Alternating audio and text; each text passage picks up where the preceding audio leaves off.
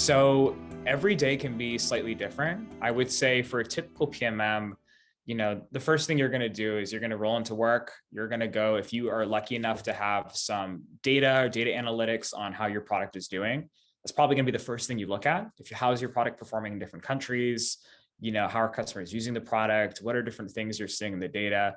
Really just trying to understand the health of the business and of the product. Typically, as someone like me who's focused on the inbound side, you're going to spend a good part of your days early in the week doing stand-ups. And so in kind of like the product management world, there's a thing called a stand-up, which is like a shorter meeting. Typically, if you were in a studio working with people, you would literally stand up and they call it a scrum, a stand-up. And it's just a quick conversation of what are you working on this week? What are you blocked on? Where can I help?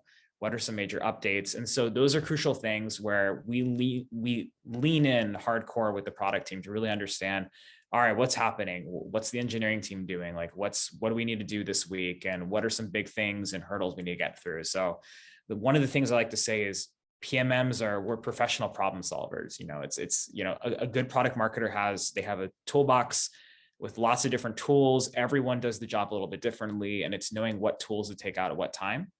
And so typically you start the week, there's a big challenge, there's many challenges. You look at the data, you talk with engineering teams, you go through, you work with your business counterparts, and then it's getting through the slew of those meetings and challenges that week. And typically there will be, in what I found at Adobe and some of the major companies, there's a lot of executive driven meetings that kind of every 2 weeks to 3 weeks, you have to prepare. There's some kind of a presentation or analysis, some kind of a strategy you're putting forth. And, sometimes you'll have these micro meetings throughout the week where you're putting in proposals for, we need to go expand and get more customers from Canada, or we need to go build X into the product, or the roadmap needs to pivot this way. Or a lot of times it's thinking about research.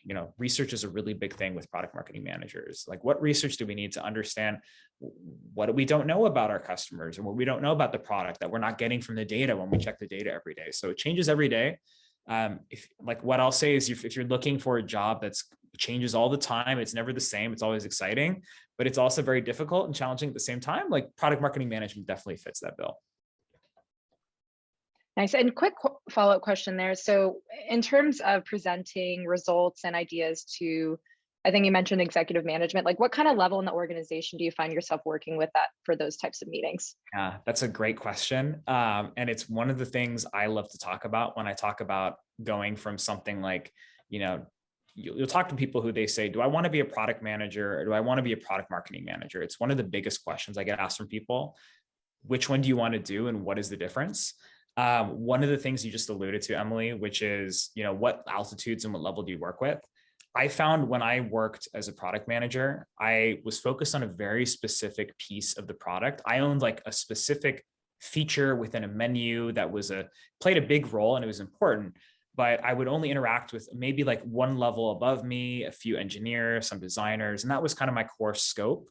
When I became a product marketing manager, now at Adobe, back when I started at Microsoft, I was working with general managers to VPs of the business. Sometimes I would sit in these meetings where it would be a couple steps removed from the CEO.